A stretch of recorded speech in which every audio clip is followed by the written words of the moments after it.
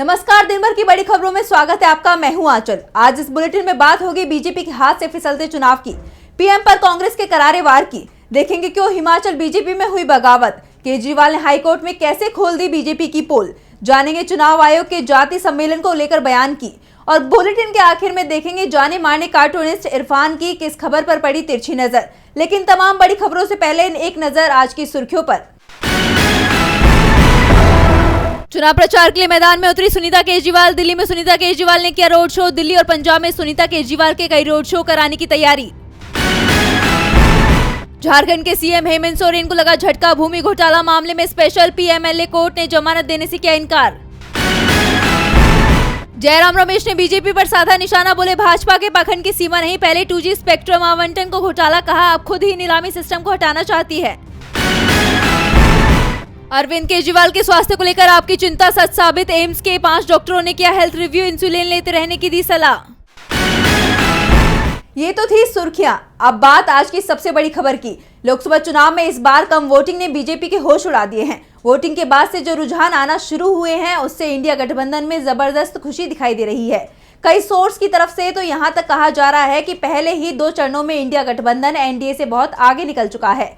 ऐसे में बीजेपी एक बार फिर अपनी रणनीति बदल सकती है और इस तरफ कांग्रेस नेता राहुल गांधी ने पहले ही इशारा कर दिया था। लोकसभा चुनाव के दूसरे चरण में बीजेपी को जबरदस्त नुकसान की खबरें आ रही हैं। वोटिंग के बाद से ही पार्टी नेताओं की चिंता बढ़ गई है। तमाम कोशिशों के बावजूद वोटिंग प्रतिशत कम हुआ है, जो बीजेपी को डरा रहा है। पहले राउंड के बाद दूसरे राउंड के संकेत भी बीजेपी के खिलाफ मिल रहे हैं, जिससे पार्टी में खलबली मच गई है। इसके बाद अब पार्टी रणनीति बदलने को मजबूर दिखाई दे रही है। पहले चरण की वोटिंग से पहले पार्टी 400 पार की बात कर रही थी, लेकिन वोटिंग होते ही बीजेपी को एहसास हो गया कि बाजी हाथ से फिसल रही है, तो वो मुस्लिम और मंगलसूत्र पर आ गई है। और अब दूसरे चरण के बाद कहा जा रहा है कि पीएम मोदी चुनाव प्रचार के दौरान बार बार भावुक हो सकते हैं। उनकी आंखों से आंसू भी निकल सकते हैं, क्योंकि अलग अलग सोर्स से जो दावे किए जा रहे हैं, उसमें पहले 2 चरणों में एनडीए को 2019 की तुलना में 45 से 50 सीटों का नुकसान हो रहा है और आने वाले चरणों में ये नुकसान बढ़ता ही जाएगा।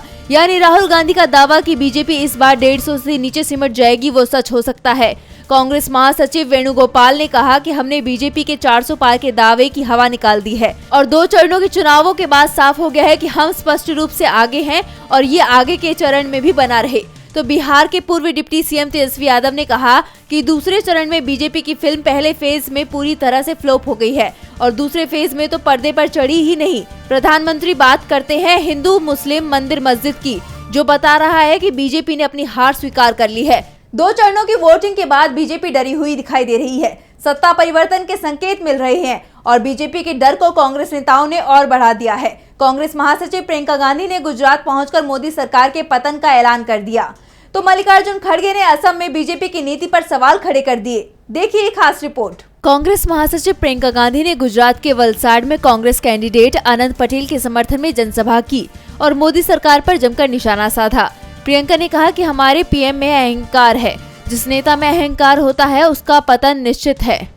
पीएम बड़ी बड़ी बातें करते हैं, लेकिन उनके पास गरीब जनता के लिए कुछ नहीं है। सरकार के पास जो है वो अडानी अंबानी जैसे करोड़पतियों के लिए है।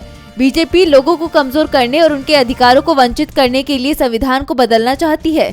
इसी संविधान ने हमें सभी अधिकार दिया है। बीजेपी लोकतंत्र को कमजोर करना चाहती है। प्रियंका ने कहा कि जब हमारी सरकार थी तो मीडिया हमसे हर रोज सवाल करती थी, हमने किसी को नहीं रोका, लेकिन आज हालात ये हैं कि लोग डरे हुए हैं। पीएम मोदी अहंकारी हैं, उनके आसपास रहने वाले लोग पीएम से डरते हैं। मोदी को कोई कुछ नहीं बोल सकता। हम सत्ता में रहे हैं इसलिए समझते हैं। हमारे परिवार से 2 प्रधानमंत्री रहे हैं। प्रियंका ने कहा कि जब मैं छोटी थी तो इंदिरा दादी और पिता राजीव गांधी के साथ घूमने जाती थी। मैं देखती थी कि उनके संसदीय क्षेत्र के लोग उन्हें काम को लेकर डांट देते थे, लेकिन वो नाराज नहीं होते थे क्योंकि उनमें अहंकार नहीं था। प्रियंका ने पीएम को अहंकारी बताया, तो दूसरी तरफ कांग्रेस अध्यक्ष मल्लिकार्जुन खड़गे ने भी बीजेपी को घेर लिया। उन्होंने कहा कि बीजेपी कहती है कि भ्रष्टाचारियों को जेल में डालना चाहिए, लेकिन जब भ्रष्टाचार के आरोपों का सामना करने वाले नेता उनकी पार्टी में शामिल होते हैं तो उन्हें गोद में बिठाया जाता है, उन्हें राज्यसभा या विधानसभा में भेजा जाता है। कांग्रेस आम लोगों से जुड़े मुद्दे उठा रही है, सीधे सीधे पीएम को निशाने पर ले रही है, तो दूसरी तरफ पीएम मोदी के बयानों से बीजेपी की ही मुसीबत बढ़ती दिख रही है। अब पीएम के खिलाफ कांग्रेस ने एक और शिकायत चुनाव आयोग से की है, तो क्यों पीएम की शिकायत पहुंची चुनाव आयोग के पास, देखिए खास रिपोर्ट। कांग्रेस ने एक बार फिर चुनाव आयोग से पीएम मोदी के खिलाफ शिकायत दर्ज करवाई है। प्रधानमंत्री नरेंद्र मोदी, गोवा के मुख्यमंत्री प्रमोद सावंत और दूसरे बीजेपी नेताओं के खिलाफ आचार संहिता उल्लंघन की शिकायत कांग्रेस ने चुनाव आयोग से की है। अपनी शिकायत में पार्टी ने कहा कि पीएम मोदी ने दक्षिण गोवा के उम्मीदवार विरियाटो फर्नांडिस के बारे में गलत सूचना फैलाई है। गोवा कांग्रेस अध्यक्ष अमित पाटकर ने अपनी शिकायत में दावा किया कि भारतीय जनता पार्टी से जुड़े कुछ लोग जानबूझकर हमारे उम्मीदवार के भाषण के बारे में गलत सूचना फैला रहे हैं। वो लोग हमारे उम्मीदवार के भाषण को तोड़ मरोड़ कर पेश कर रहे हैं, जिससे ये लगे कि हमारे उम्मीदवार ने संविधान का अपमान किया है। पाटकर ने कहा कि गोवा बीजेपी के नेता तो इस तरह की गलत सूचना फैला ही रहे हैं। अब पीएम मोदी भी मंच से इसी तरह के दावे कर रहे हैं। हमारे उम्मीदवार को लेकर वो झूठी सूचनाएं दे रही हैं। प्रधानमंत्री ने छत्तीसगढ़ में एक सार्वजनिक भाषण में उम्मीदवार कैप्टन विरियाटो फर्नांडिस के भाषण को बहुत दुर्भावनापूर्ण ढंग से पेश किया, जैसे कि हमारे उम्मीदवार का भाषण भारत के संविधान का अपमान करना था। बता दें कि छत्तीसगढ़ में एक चुनावी सभा को संबोधित करते हुए पीएम मोदी ने कहा था, पहले कर्नाटक के सांसद ने कहा था कि दक्षिण भारत को एक अलग देश घोषित कर देंगे। अब कांग्रेस के गोवा से उम्मीदवार कह रहे हैं कि गोवा पर संविधान थोपा गया। बता दें कि इससे पहले भी कांग्रेस ने पीएम मोदी के खिलाफ चुनाव आयोग में शिकायतें दर्ज कराई हैं। पीएम मोदी के खिलाफ आचार संहिता उल्लंघन की बढ़ती शिकायतों से बीजेपी परेशानी में दिखाई दे रही है, तो पार्टी के अंदर हुई बगावत ने उसकी इस परेशानी को और ज्यादा बढ़ा दिया है। हिमाचल प्रदेश में तो बीजेपी की रणनीति ही पार्टी में बगावत का बड़ा कारण बन गई है। कई दिग्गज नेताओं ने पार्टी का साथ छोड़ दिया है और इसका असर भी दिख रहा है। कांग्रेस के 6 अयोग्य घोषित विधायकों को उपचुनाव में टिकट देना बीजेपी को भारी पड़ गया है। इससे बीजेपी में टिकट के दावेदार तमाम नेता नाराज हो गए हैं। कई ने तो बगावत कर दी है, तो कई ने चुनाव प्रचार से दूरी बना ली है। सुजानपुर से बीजेपी के दिग्गज नेता रिटायर्ड कैप्टन रणजीत सिंह राणा ने बीजेपी से इस्तीफा दे दिया है और कांग्रेस में शामिल हो गए। गगरेट से राकेश कालिया भी कांग्रेस में शामिल हो चुके हैं और कांग्रेस ने उन्हें इसी सीट से टिकट भी दे दिया है। लाहौल स्पीति से चुनाव लड़ने वाले डॉक्टर रामलाल मारकंडा खुलेआम अपनी नाराजगी जाहिर कर चुके हैं। कुटलहड़ सीट से बीजेपी नेता वीरेंद्र कंवर ने भी पार्टी से इस्तीफा देने के संकेत दिए हैं। इसके अलावा बीजेपी के दूसरे दिग्गज नेता भी दल बदलुओं को बीजेपी का टिकट दिए जाने से नाराज हैं। बीजेपी संगठन से जुड़े कई नेता बगावत कर चुके हैं। हालात ये हो गए हैं कि बीजेपी को चुनाव प्रचार के लिए अब कार्यकर्ता भी नहीं मिल रहे हैं। नालागढ़ से निर्दलीय विधायक कृष्णलाल ठाकुर के बीजेपी में शामिल होने के बाद से ही इसी सीट पर 2022 का चुनाव लड़े लखविंदर राणा ने कांग्रेस में शामिल होने का ऐलान कर दिया है। साफ है कि बीजेपी की रणनीति अब उसी पर भारी पड़ती दिखाई दे रही है और इसका असर लोकसभा चुनाव पर भी दिखाई दे रहा है। हिमाचल प्रदेश में बीजेपी पहले से ही विपक्ष में है। ऐसे में पार्टी में बगावत का असर कार्यकर्ताओं पर साफ दिखाई दे रहा है। उसकी मुश्किलें बढ़ गई हैं, तो वहीं दिल्ली में भी बीजेपी की परेशानी बढ़ती दिखाई दे रही है। दिल्ली कथित शराब नीति घोटाले में तिहाड़ में बंद दिल्ली के सीएम ने सुप्रीम कोर्ट में जवाब दाखिल किया है, जिसमें उन्होंने बीजेपी की पोल खोल दी है।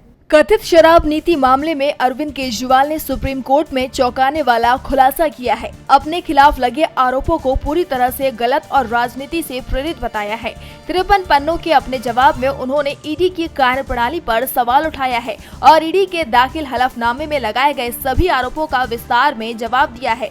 ईडी ने दिल्ली के सीएम की गिरफ्तारी को लेकर 4 अहम गवाहों के बयानों को मजबूत आधार बताया है और अरविंद केजरीवाल ने इन्हीं गवाहों पर सवाल खड़े कर दिए हैं। कोर्ट में दाखिल जवाब में केजरीवाल ने कहा कि ये सभी गवाह बीजेपी से संबंध रखते हैं। मंगोता श्रीनिवास रेड्डी बीजेपी समर्थित लोकसभा प्रत्याशी हैं। दूसरे गवाह शरद रेड्डी ने बीजेपी को तथाकथित शराब घोटाले में 60 करोड़ रुपए का चंदा दिया था। तीसरे गवाह बीजेपी के गोवा के एक सीनियर नेता और प्रमोद सावंत के करीबी सत्य विजय और चौथा गवाह गोवा सीएम के करीबी और सीएम की कैंपेन मैनेजर का है।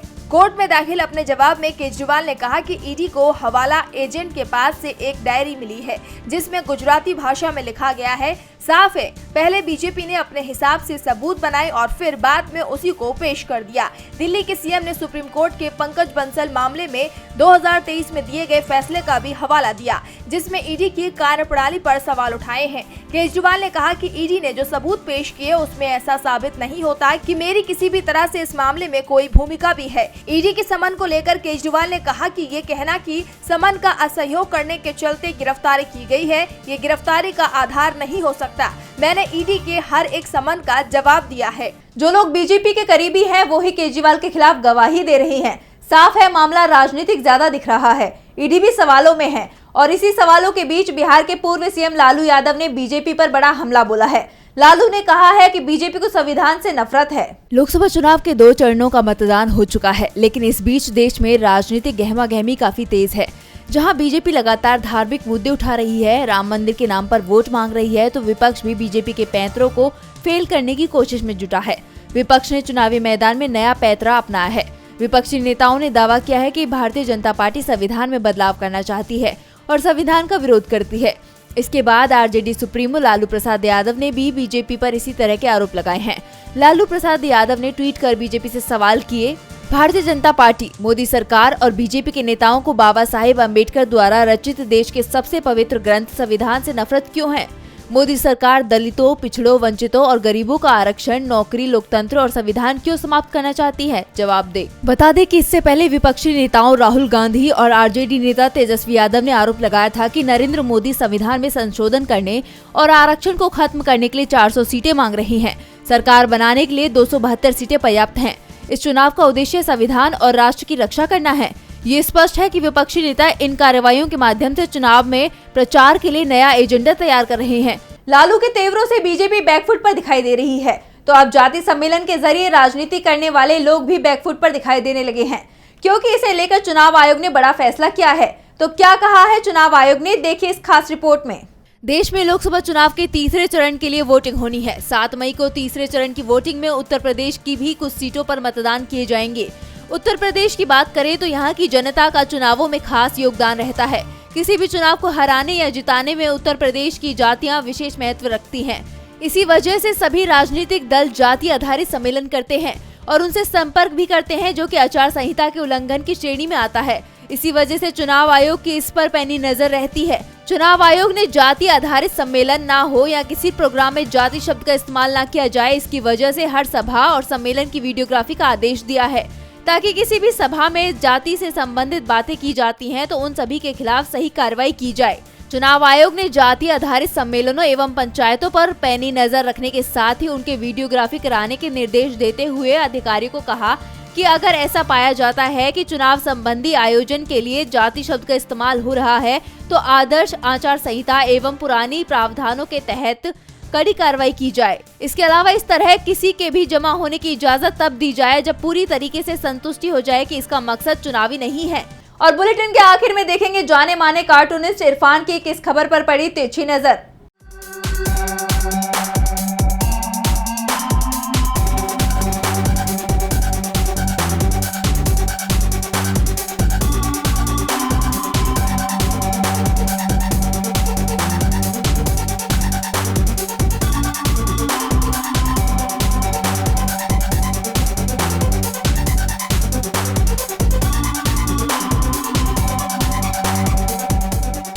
जोर का झटका धीरे से लगे, ये लाइनें शायद किसी भक्त ने ही लिखी होंगी, क्योंकि जब भी कोई बड़ा झटका आता है तो भक्त कहते हैं कि नहीं भाई, कोई ज़्यादा बड़ा झटका नहीं है। पिछले 10 सालों में जितने भी बड़े बड़े झटके आए, भक्तों ने उनको बहुत बुरी तरह से डिफेंड किया और कहा कि ये कोई बड़े झटके तो हैं नहीं, इससे पहले काफ़ी बड़े बड़े झटके आ चुके हैं। उसी सिलसिले में कल उत्तराखंड में वहाँ की सरकार ने मतदान होते ही बिजली के दाम 7% बढ़ा दिए हैं। अब देखना यह है कि मतदान तो अभी आगे बहुत सारे होना है और इसी तरह से झटके भी आने हैं। देखते हैं झटके कैसे आएंगे, उसके लिए आपको भी तैयार है।